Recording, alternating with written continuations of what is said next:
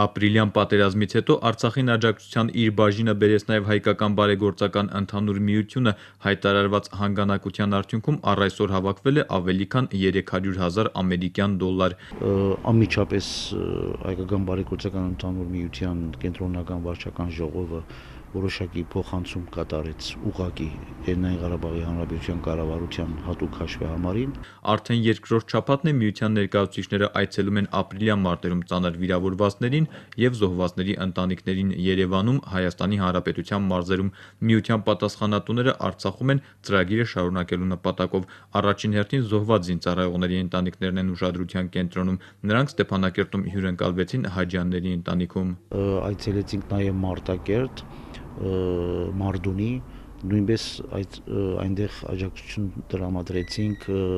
զոհված զինծառայողների ընտանիքներին։ Հայկական բարեգործական ընդհանուր միությունը միանվագ դրամական աջակցություն է ցուցաբերում նաև ծանր վիրավորված զինծառայողներին։ Նրանցից մեկին միության ներկայացուցիչները հանդիպեցին Ստեփանակերտի կենտրոնական հոսպիտալում, իսկ հոսպիտալի ղեկավար կազմի հետ հանդիպմանը քննարկված թեման այլ ոլորտից էր։ Բանակի կարիքների համար դաշտային պայմաններում օգտագործվող շտապօգնության արդիական շարժական սարքավորումների եւ պարագաների ձեռքբերումը բարեգործականի հաջորդ ծրագիրն է։ Ձեռք ենք բերելու շտապ օգնության ժամանակակից սարքավորումներ, որոնք հատկապես նպատակահարմար են դաշտային պայմաններում, շարժական սարքավորումներ, որոնք շատ արագ կարող են հենց հասնել